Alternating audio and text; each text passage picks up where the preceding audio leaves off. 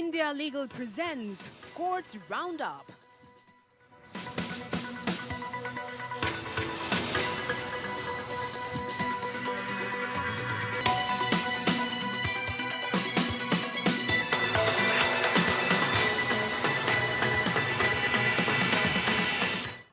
नमस्कार, courts roundup में आप सभी का स्वागत है। मैं हूं आपके साथ सपना नौवार। इस बुलेटिन में हम आपको सुप्रीम कोर्ट और हाई कोर्ट की तमाम बड़ी खबरों से रूबरू कराएंगे। तो चलिए शुरू करते हैं courts roundup. India Legal presents Courts Roundup.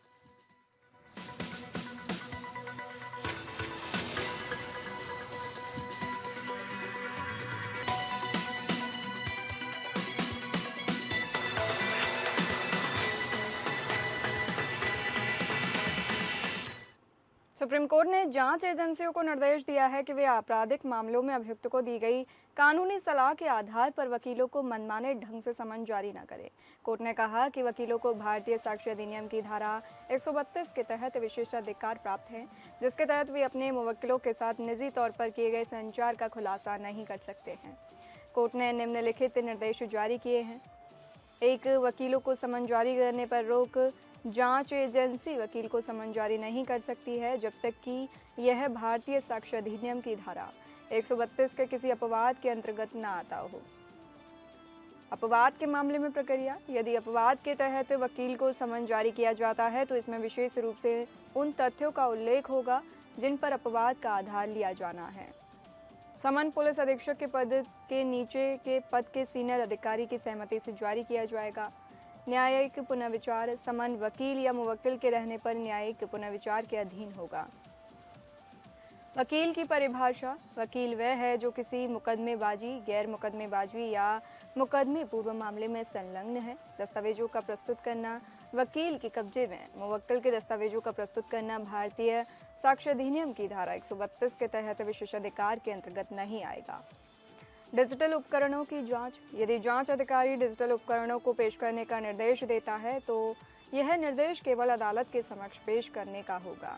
अदालत वकील और मुवक्किल को सुनने के बाद डिजिटल उपकरण की जांच के संबंध में निर्णय लेगी।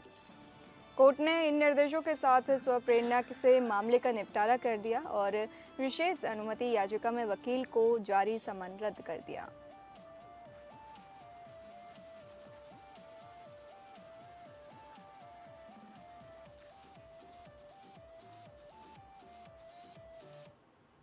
राष्ट्रपति द्रौपदी मुर्मू ने न्यायमूर्ति सूर्यकांत को 24 नवंबर 2025 से भारत के अगले प्रधान न्यायाधीश के रूप में नियुक्त किया है। केंद्रीय कानून मंत्री अर्जुन राम मेघवाल ने ट्वीट कर इसकी जानकारी दी। प्रधान न्यायाधीश बी.आर. गवई ने 27 अक्टूबर को अपने उत्तराधिकारी के रूप में न्यायमूर्ति सूर्यकांत का नाम केंद्र सरकार को भेजा था। न्यायमूर्ति गवई के सेवानिवृत्त होने के बाद न्यायमूर्ति सूर्यकांत 24 नवंबर 2025 से प्रधान न्यायाधीश का पद संभालेंगे। न्यायमूर्ति सूर्यकांत का कार्यकाल लगभग 1 वर्ष 3 महीने और 15 दिनों का होगा। वह 9 फरवरी 2027 को सेवानिवृत्त होंगे। न्यायमूर्ति Suryakant supreme court legal services committee के अध्यक्ष भी होंगे। न्यायमूर्ति सूर्यकांत का जन्म हरियाणा के हिसार में हुआ था। उन्होंने अपनी कानून की पढ़ाई महर्षि दयानंद विश्वविद्यालय रोहतक से पूरी की। न्यायमूर्ति सूर्यकांत ने 1984 में हिसार की जिला अदालत से अपने कानूनी करियर की शुरुआत की और बाद में पंजाब और हरियाणा हाई कोर्ट में प्रैक्टिस करने लगे। न्यायमूर्ति सूर्यकांत ने कई महत्वपूर्ण निर्णय दिए हैं, जिनमें जम्मू और कश्मीर से अनुच्छेद 370 को निरस्त करने के फैसले को बरकरार रखना और चुनावी बॉन्ड योजना को रद्द करना शामिल है। उन्होंने सिटीजनशिप एक्ट की धारा 6A को भी बरकरार रखा और वन रैंक वन पेंशन योजना को वैध ठहराया। इसके अलावा उन्होंने पेगासस स्पाईवेयर मामले में एक विशेषज्ञ पैनल की नियुक्ति की और दिल्ली पुलिस आयुक्त की नियुक्ति से संबंधित मामलों में भी महत्वपूर्ण निर्णय लिए।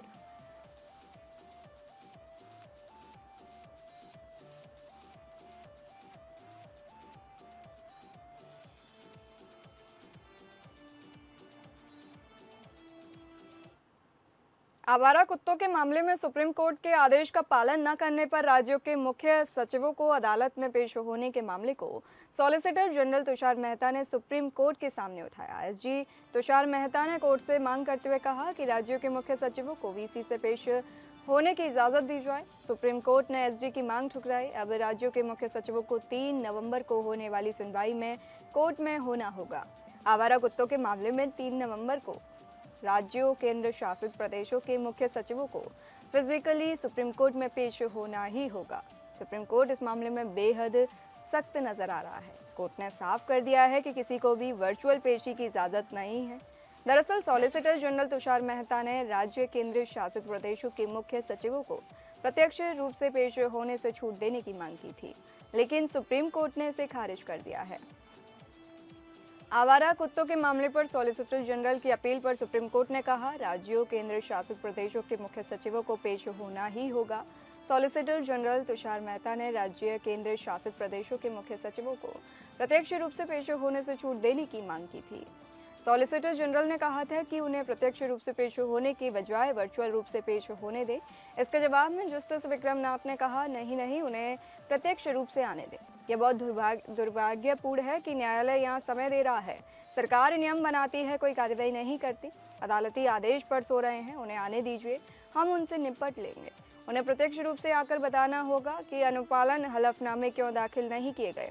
27 अक्टूबर को अदालत ने हलफनामे दाखिल करने के अपने निर्देशों का पालन न करने पर 2 को छोड़कर सभी राज्यों केंद्र शासित प्रदेशों के मुख्य सचिवों को तलब किया था।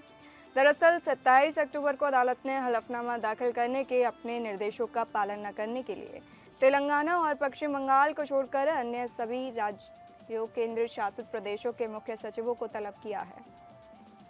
आवारा कुत्तों के मामले की सुनवाई 3 नवंबर को पहले से तय है।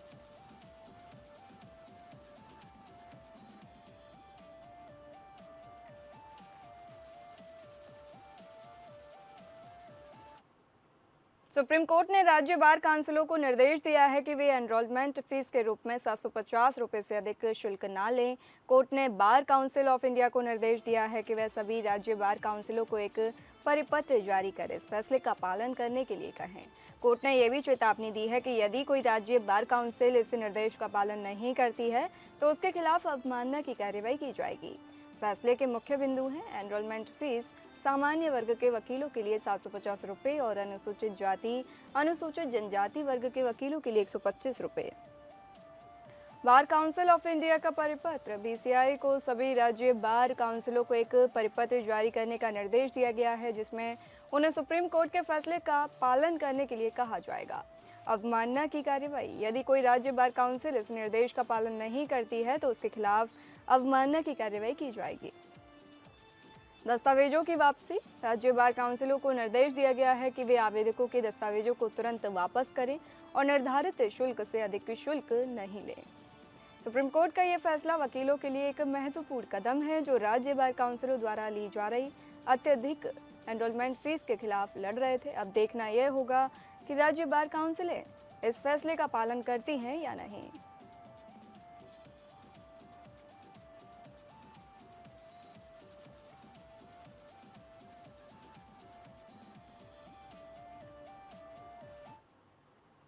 छत्तीसगढ़ के पूर्व मुख्यमंत्री भूपेश बघेल के बेटे चैतन्य बघेल की गिरफ्तारी को चुनौती देने वाली याचिका पर सुप्रीम कोर्ट ने नोटिस जारी किया है। जस्टिस सूर्यकांत की अध्यक्षता वाली बेंच ने ईडी को नोटिस जारी कर 10 दिनों में जवाब देने को कहा। साथ ही कोर्ट ने ईडी के जवाब पर मामले में आरोपी को चैतन्य बघेल की तरफ से जवाब देने के लिए भी कोर्ट ने समय दिया।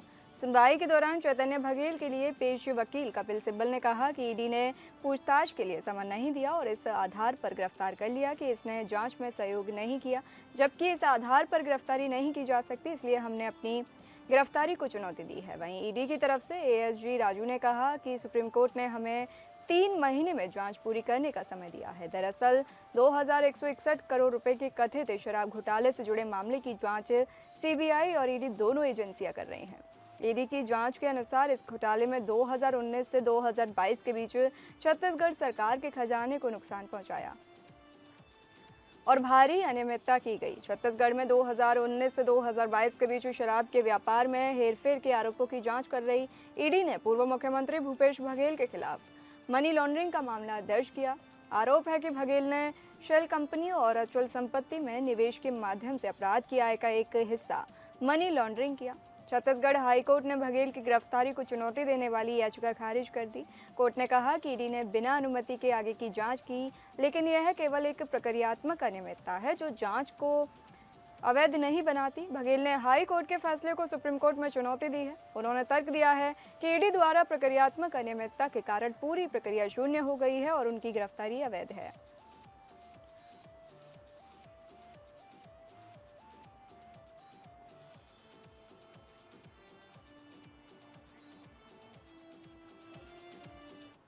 तो 2020 दिल्ली दंगा मामले में आरोपी शर्जील इमाम, उमर खालिद, मीरान हैदर, गुलफिशा फातिमा और शिफा उर रहमान और मोहम्मद सलीम खान की जमानत याचिका पर दोबारा शुरू हुई सुनवाई के दौरान गुलफिशा फातिमा की ओर से पेश वरिष्ठ वकील अभिषेक मनु संघवी ने कहा कि हम 11 अप्रैल 2020 5 साल 5 महीने से न्याय के हिरासत में जेल में बंद हैं। इस मामले में दाखिल चार्जशीट बहुत पुरानी हो गई है।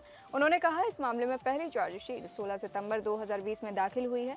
उसके बाद हर साल सप्लीमेंट्री चार्जशीट दाखिल की गई, जबकि आखिरी पूरक चार्जशीट जून 2023 में दाखिल की गई। सिंघवी ने कहा कि पुलिस ने अपने जवाब में कहा है कि ट्रायल में गैर वाजिब देरी का हवाला दिया, जबकि अभी तक केस में आरोप तय नहीं हो पाए हैं। पहले ही काफ़ी देर हो चुकी है, अभी ट्रायल शुरू होने में काफ़ी समय लगेगा। उन्होंने कहा कि मेरी मुवक्किल गुलफिशा अब इस मामले में जेल में बंद इकलौती महिला आरोपी है। वह भी जमानत पा चुके दूसरे महिला आरोपियों की तर्ज पर जमानत की हकदार है। वरिष्ठ वकील अभिषेक मनु सिंघवी ने कहा कि 2020 के बाद से उनकी जमानत याचिका 90 से ज़्यादा बार सूचीबद्ध तय हुई है।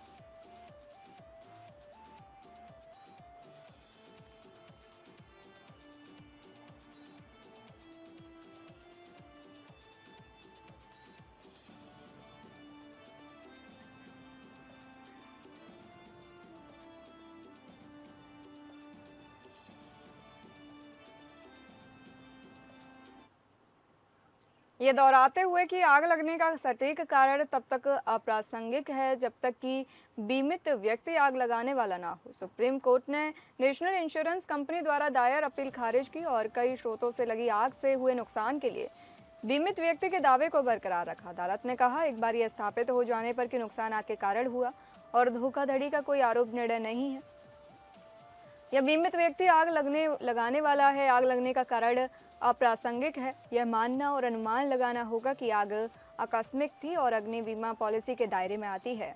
जस्टिस दीपांकर दत्ता और जस्टिस मनमोहन की खंडपीठ ने सितंबर 2010 में ओरियन कॉनमॉक्स के परिसर में लगी आग से उत्पन्न विवाद की सुनवाई की। हालांकि नेशनल इंश्योरेंस कंपनी ने अपने अंतिम सर्वेक्षक की रिपोर्ट के आधार पर दावा खारिज कर दिया, जिसमें कहा गया कि आग आकस्मिक नहीं है, लेकिन न्यायालय ने इस तर्क को बेहद दोषपूर्ण पाया। कोर्ट ने माना कि सर्वेक्षक की रिपोर्ट अनिर्णायक है क्योंकि उसमें केवल बिजली के शॉर्ट सर्किट पर संदेह है। हालांकि कभी भी धोखाधड़ी या बीमा धारक द्वारा आग लगने का आरोप नहीं लगाया गया। New India insurance company limited एवं अन्य बनाम मुदित रोडवेज 3 SCC 193 में अपने 2024 के उदाहरण पर भरोसा करते हुए जस्टिस मनमोहन द्वारा लिखित निर्णय ने इस बात की पुष्टि की कि आग का सटीक कारण अप्रासंगिक रहता है, बशर्ते कि दावेदार आग लगाने वाला ना हो। फैसले में इस बात पर जोर दिया गया कि अग्नि बीमा का उद्देश्य नुकसान की भरपाई करना है और बीमित व्यक्ति पर आग लगाने का सही कारण साबित करने का भार डालने से यह उद्देश्य पूरी तरह विफल हो जाएगा। बीमाकर्ता के इनकार को रिकॉर्ड के विपरीत कानूनी रूप से असमर्थनीय और मनमानी व विकृत माना गया। यह स्थापित कानून है कि अग्नि बीमा अनुबंध बीमित व्यक्ति को आग से होने वाले नुकसान की क्षतिपूर्ति करने का अनुबंध है। कोर्ट ने यह निर्धारित करने के लिए निम्नलिखित नियम निर्दिष्ट करते हुए कहा कि क्या किसी विशेष मामले में नुकसान आग से हुआ, वास्तव में आग लगनी चाहिए, इसलिए केवल गर्म करना या किटबर्न करना बीमाकर्ताओं को इससे हुए नुकसान के लिए उत्तरदायी बनाने के लिए पर्याप्त नहीं होगा। ऐसी कोई चीज जल रही होनी चाहिए जो जलनी नहीं चाहिए। दुर्घटना की प्रकृति की कोई चीज होनी चाहिए। हालांकि बीमित व्यक्ति की सहमति के बिना किसी तीसरे व्यक्ति के जानबूझकर किए गए कार्य से लगी आग को इस नियम के प्रयोजन के लिए आकस्मिक माना जाएगा। यदि ये आवश्यकता पूरी होती है तो आग से होने वाला कोई भी नुकसान, चाहे वह वास्तव में जलने से हो या अन्यथा अनुबंध के अंतर्गत आता हो, अपील खारिज कर दी गई।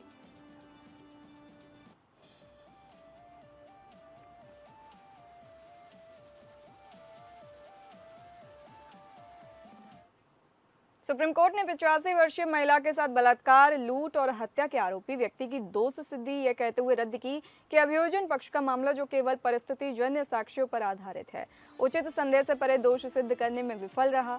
कोर्ट ने कहा कि एक महत्वपूर्ण गवाह जिसे आखिरी बार आरोपी के साथ देखा गया, उससे पूछताछ न किए जाने से जांच में महत्वपूर्ण अंतराल रह गए और झूठे आरोप लगाने की प्रबल संभावना पैदा हो गई। अपीलकर्ता मोहम्मद समीर खान को सेकंड एडिशनल सेशन जज विस्फोट मामलों के लिए स्पेशल कोर्ट ने 17 नवंबर 2017 को भारतीय दंड संहिता की धारा 302, 449, 376 और 394 के तहत दोषी ठहराया था और 85 वर्षीय महिला की हत्या, 2 सोने की चूड़ियों की लूट और यौन उत्पीड़न के लिए आजीवन कारावास की सजा सुनाई थी। 19 दिसंबर 2016 की सुबह मृतका का गला घोंटकर हत्या कर दी गई और उसके गले में एक तौलिया बंधा हुआ था। उसके हाथों में 2 सोने की चूड़ियां गायब थीं और यौन उत्पीड़न के सबूत मिले। अपीलकर्ता के खिलाफ मामला परिस्थितिजन्य साक्ष्यों पर आधारित कि उसे मृतका के घर के पास एक परिसर से लगभग 2:45 पर निकलते देखा गया। उसे पिछली रात अन्य लोगों के साथ एक पार्टी में देखा गया और लगभग 3 बजे वह वहां से निकला। शिकायतकर्ता ने उसकी पहचान की और उसे 22 दिसंबर 2016 को सुबह लगभग 4 बजे एक पुल के पास गिरफ्तार किया गया।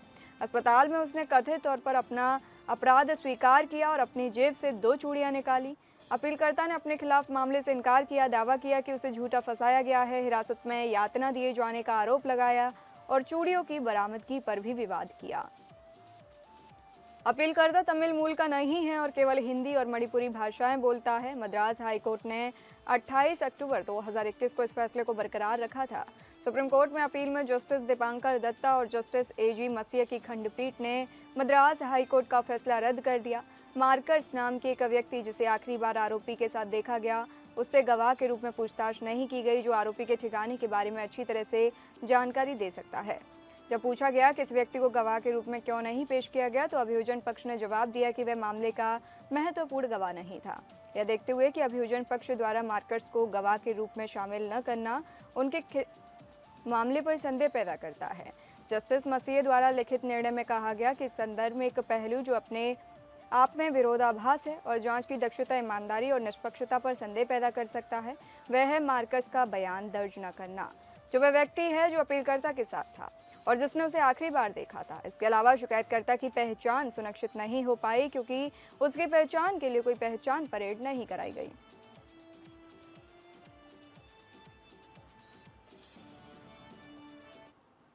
फिलहाल इस बुलेटिन में इतना ही। नमस्कार। India Legal presents Courts Roundup.